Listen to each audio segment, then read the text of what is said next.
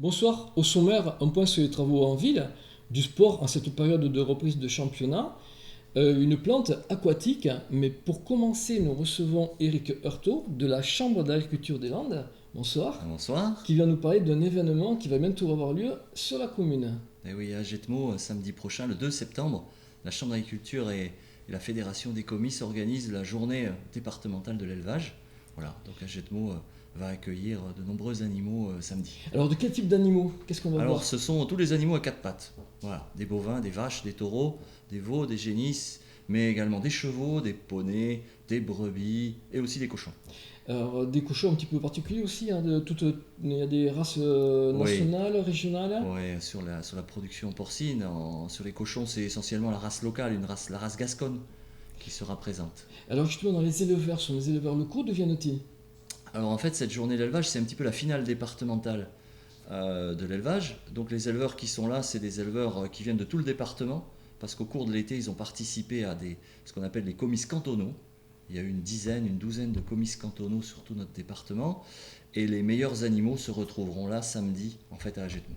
Alors justement, en meilleurs animaux, quels sont les critères de sélection? Comment arrivent-ils là? Comment Alors sont-ils choisis? c'est des animaux qui sont là par rapport à leur production de viande, leur production de lait, et également par rapport à leur qualité de race, hein, par rapport à leur conformité aux standards de la race. Voilà, il faut qu'une blonde soit vraiment une blonde d'Aquitaine, une limousine soit vraiment une limousine, etc. Alors ça, c'est le résultat du travail de nos éleveurs. Oui. Donc ils viennent nous présenter leur production. Qu'est-ce qu'ils ont à gagner? Qu'est-ce qu'ils ont à retirer? Ouais, donc les animaux qui sont là, c'est des animaux un petit peu d'exception, même pas un petit peu, c'est des animaux d'exception. Voilà, d'exception. Et vous aurez, donc là, j'ai des animaux qui ont participé au salon à Paris en mars dernier. Et puis sinon, vous aurez les plus jolis animaux de leurs élevages. Quand on dit d'exception, ils ont aussi été préparés, ils ont été brossés, ils ont été lavés. Voilà. Et parce que dans le concours, il y a aussi une partie esthétique importante. Et les éleveurs vont concourir. Il va y avoir des classements. Il va y avoir 6 concours en même temps, notamment samedi matin. Il y aura 6 concours en même temps dans chacune des catégories. Les éleveurs, bien sûr, seront récompensés avec des prix l'après-midi, des coupes et un certain nombre de prix qui seront remis l'après-midi à partir de 15 heures. Et les gagnants, ils ont peut-être une qualification pour quelque chose ou pas? Ou comment ça se passe après? Ah oui, les gagnants, déjà, ils seront très contents. On n'en doute pas. Voilà, ils seront très fiers de leur première place ou de leur podium. Et ensuite, effectivement, ça fait partie on va dire, du palmarès d'un éleveur ou d'un animal. Et ensuite, effectivement, ça donne accès à d'autres concours nationaux notamment, nationaux et régionaux aussi. Hein. Il y a Bordeaux qui a lieu chaque mois de mai, des concours nationaux des races. Puis, bien sûr, ce que chaque éleveur rêve de participer, c'est au concours national à Paris, au concours de l'agriculture, au salon de l'agriculture en mars prochain. Très bien. Voilà. Je crois qu'il y a un volet restauration, parce qu'il faut garder les traditions aussi à ce niveau-là. Ah oui, oui, Comment oui. ça va se passer alors? Oui, oui, on est bien en Chalosse, on est bien dans les Landes, on est bien à Jetmo. Et donc les éleveurs et les terroirs, c'est aussi des producteurs fermiers, voilà, qui sont présents sur les marchés de producteurs, qui sont adhérents au réseau Bienvenue à la ferme et qui prépareront le repas qui sera servi de l'après-midi avec un menu bien chalossé, de la caille farcie au foie gras, du cochon de lait et ses haricots, du fromage de chèvre et une tourtière. Voilà. Donc on peut s'inscrire ou on peut se présenter? Alors pour ces repas, effectivement, voilà, on s'inscrit le jour même, le matin même, place des Arènes, ou voilà, place des Arènes, il y aura la possibilité de s'inscrire et d'acheter des tickets pour manger le midi ici au marché couvert. Au marché couvert? Donc vous Voilà. utilisez un petit peu les structures de la mairie, donc du Voilà, coup. on utilise bien sûr, on est accueilli ici voilà, par la municipalité d'Agetmo qu'on remercie bien sûr, ainsi que le conseil départemental qui est un de nos partenaires importants. Voilà, pour cette journée, effectivement, les éleveurs seront tous situés autour des arènes, donc la place sera bien remplie avec les animaux, les concours, et puis effectivement le repas ici au marché couvert. Très bien, donc on rappelle la date, hein, c'est Alors ça se passe samedi, voilà, samedi qui vient, ce week-end, c'est tout prêt, voilà, dans quelques jours. Donc voilà, on sera heureux d'accueillir voilà, tous ceux qui veulent venir, tous les agetmosiens, hein, peut-être certains d'entre vous n'ont pas vu beaucoup de vaches ces derniers temps. Eh bien voilà, l'occasion de voir des animaux et de discuter aussi avec des éleveurs. Hein. Ils seront très contents d'échanger avec vous sur leur métier et tout ce qu'ils font. nous serons présents. Merci. Merci beaucoup. Merci. À présent, un sujet sur la jussie, une jolie fleur dans une peau de vache. La jussie est une plante aquatique provenant d'Amérique du Sud ou du sud des États-Unis qui fut introduite en France entre 1820 et 1830 pour décorer des bassins d'agrément et des aquariums. Elle appartient à la famille des Onagacées. Elle est devenue un redoutable envahisseur des milieux naturels humides et aquatiques calmes. Depuis le début des années 1990 dans l'Ouest, sa prolifération s'est étendue vers le nord, envahissant les milieux humides calmes jusqu'au-delà de la frontière belge. Tous les cours d'eau et les lacs sont victimes de cette belle nuisible. Il est fortement recommandé de ne pas utiliser la jussie comme plante ornementale en raison des risques de prolifération et de propagation incontrôlables. Elle produit de longues tiges qui se développent horizontalement dans l'eau, sur l'eau ou même dans la boue. Des racines spongieuses se développent sur les tiges immergées. La floraison, longue, débute en été. Ses grandes feuilles, 5 cm de diamètre, de couleur jaune lumineux, sont spectaculaires. Les fleurs sont solitaires. La tige florale est droite et peut s'élever de 20 cm à 1 mètre au-dessus de la surface. Le fruit est une capsule cylindrique. Les graines sont très petites. Sa reproduction par bouturage la rend redoutable. Le plus petit brin de plante peut reformer un individu entier. Cette plante se développe très rapidement sur un sol humide ou directement dans l'eau. Elle peut doubler sa masse toutes les 2 semaines si les conditions sont bonnes et forme des herbiers très denses, inextricables, qui éliminent les autres plantes, notamment la myriophylle servant d'abri à la faune et aliment de base des poissons. La jussie est donc une plante envahissante redoutable. En conséquence du développement intempestif de la jussie, l'écoulement de l'eau est ralenti, les sédiments viennent combler les fonds, elle n'a pas de prédateurs ou de parasites qui limitent sa croissance. La navigation, l'irrigation, la pêche, etc. sont perturbées. Lorsque cette masse de végétaux se décompose, apparaît un déficit en oxygène sévère. L'envasement ferme le milieu aquatique perd sa diversité. Elle entraîne donc un gros déséquilibre de l'écosystème. Le pouvoir invasif de la jussie est d'autant plus redoutable qu'il est presque impossible de l'éliminer, et cela pour plusieurs raisons. Ses racines peuvent s'enfoncer jusqu'à 3 mètres dans le sol. Il suffit d'une petite partie de rhizome pour que la plante survive. La plante se multiplie facilement par bouturage naturel. Les animaux herbivores dédaignent cette plante. Les essais de désherbage chimique ne sont pas concluants. Le nettoyage d'un lac a été effectué l'année dernière. Après un assèchement, des pelles mécaniques sont venues arracher les herbiers de jussie, puis enlever une importante couche de terre pour essayer d'emporter un maximum de racines. De fait, de nouvelles plantes autochtones ont remplacé la jussie sur les bordures. Actuellement, c'est la seule façon de minimiser la présence de jussie. Le pari est en phase d'être gagné.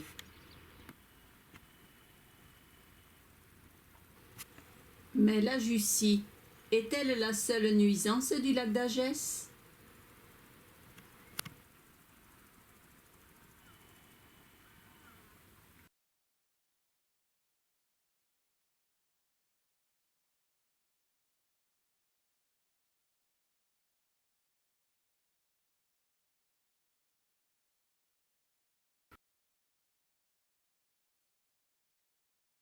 Des travaux sont actuellement en cours dans le centre-ville.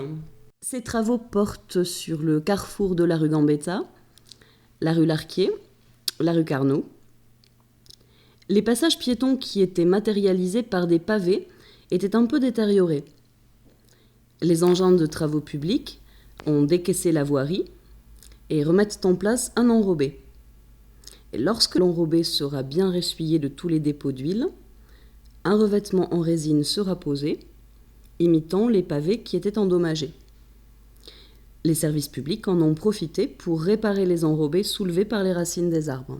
Pour la 3e année consécutive, le Rodéo Car Chalossé organise son désormais traditionnel Stock Car. Une nouvelle saison pour le Rodéo Car Chalossé. Comment ça se présente tout ça? Ça se présente plutôt bien. Ces derniers jours il fait plutôt beau, donc ça c'est ce qui sera décisif pour nous, la réussite de la journée, la météo. Après tout est prêt, les voitures sont en cours de finition, on a hâte que ça arrive, oui.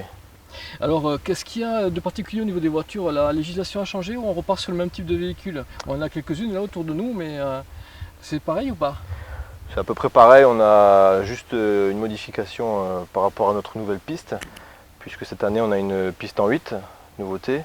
Donc on fera des manches de stock car classiques comme on peut voir d'habitude. Et on aura également des manches de stock car banger, c'est-à-dire il y aura un croisement au milieu de la piste.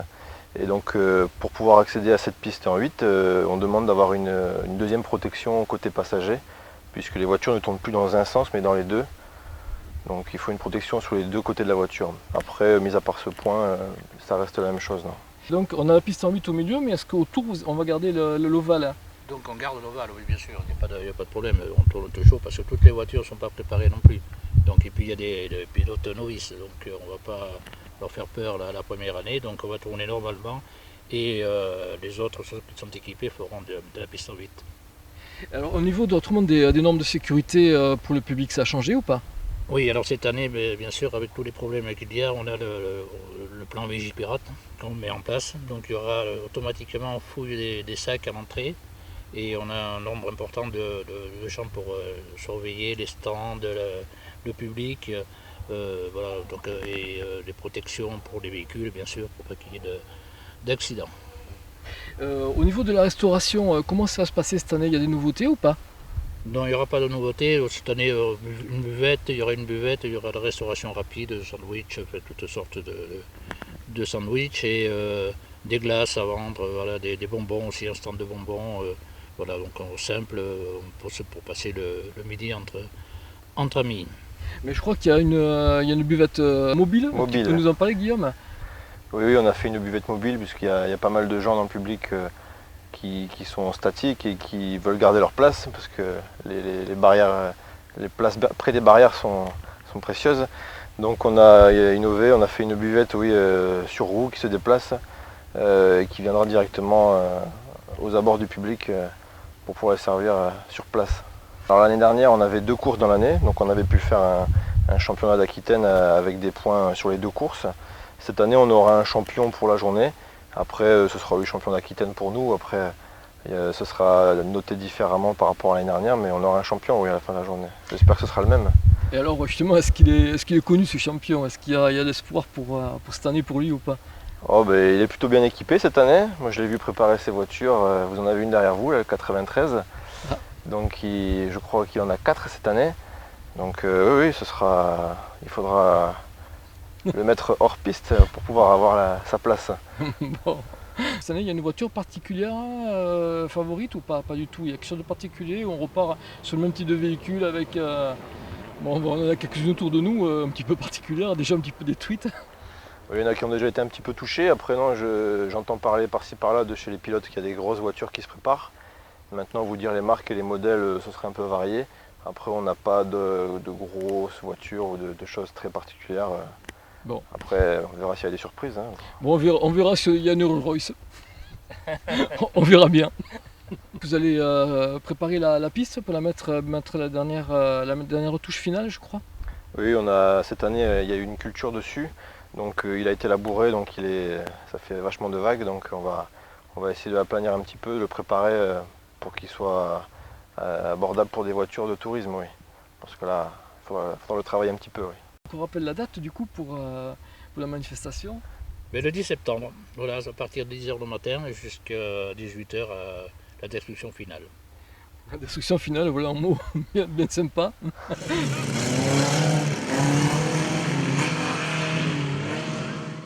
Coteau du L'Œil, après une saison mémorable, a repris le chemin des parquets.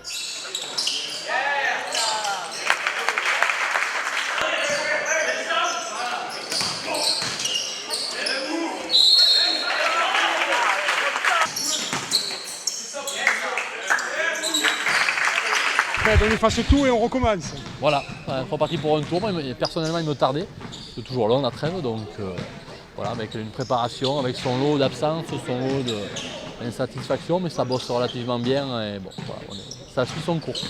Est-ce que tu peux nous parler un peu de l'équipe cette année, faire des nouveaux, bien qu'il n'y en ait pas beaucoup Alors l'équipe est peu renouvelée, donc ça c'est le meilleur des recrutements généralement. Et ensuite on a changé traction arrière, à savoir Thomas Lamarque, produit du club, parce qu'il est parti en minime deuxième année de paye, qui revient ici. Hugo Argueil, meneur de jeu, mais bon, qu'on n'aura qu'à partir du 1er octobre. Et malheureusement, on a eu un faux bon au deuxième entraînement de notre intérieur.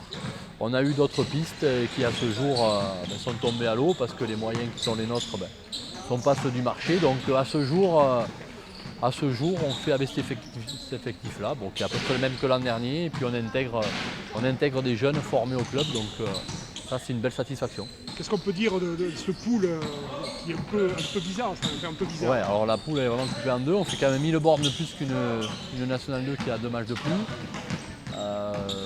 Il se dit que, mais comme tout le temps, qu'elle est très forte, mais j'imagine que la poule B doit dire que c'est eux les plus forts. Ce qui est sûr, c'est qu'au niveau des derbies, ça va être coton. Et les équipes de Vendée sont des équipes qui jouent tout le temps bien au basket, donc une ou deux salles très chaudes dont Chambretot. Et une équipe qui a refusé la montée l'an dernier, qui veut monter cette année, donc voilà, compliqué, mais bon, comme chaque année, il faudra bien sûr qu'à l'entame on soit costaud, chose qui n'est pas le cas des 2-3 dernières années. Mais bon, sur la durée, le fait de ne pas avoir changé d'effectif, on espère que collectivement on puisse être calé assez tôt, assez vite.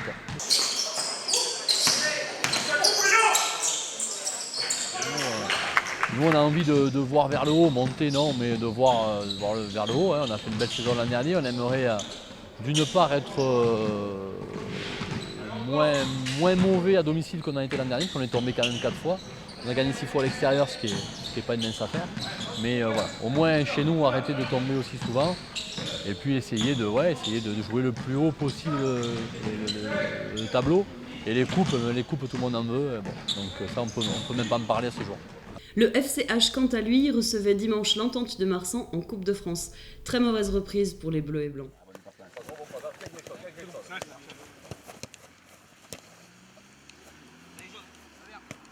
Guy, c'est toi qui reprends les rênes alors? Après mes réflexions, j'ai décidé de me lancer dans la bataille. Bon, je le fais parce que c'est mon club et c'est ma ville. Donc par rapport à mon expérience de joueur, je me vais de m'engager. J'espère amener mon expérience, mon âme de leader pour faire de ce groupe jeune une équipe assez forte pour pouvoir réaliser les objectifs. Justement, mais cette équipe, tu peux nous en parler un peu? Est-ce qu'il y a des nouveautés? Alors des nouveautés, aujourd'hui, il n'y en a pas parce qu'on a récupéré un joueur d'air à Sordour qui vient de reprendre l'entraînement, il est en vacances. Autrement, c'est tous les jeunes que vous verrez. Donc sont formés au FC Agenmont, sauf Sacha, le numéro 10, qui depuis 3 ans est ici, il vient du Stade Montois. Voilà. Autrement, c'est que des jeunes du CRU formés au club par nos éducateurs bénévoles, voilà, qui chaque année font du boulot pour pouvoir pérenniser notre équipe Fagnon en championnat régional.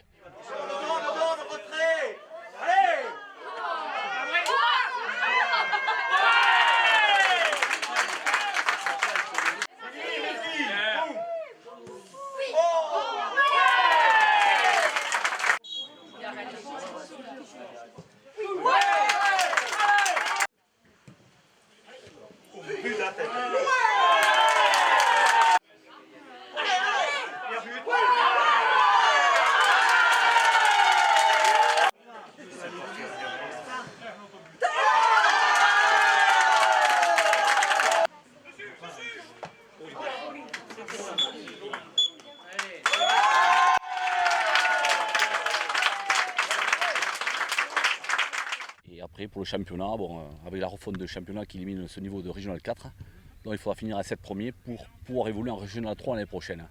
Puisqu'avec la nouvelle Ligue d'Aquitaine, ils ont imposé à toutes les régions, nouvelles régions, d'avoir que 3 niveaux régionaux dans chaque grande région.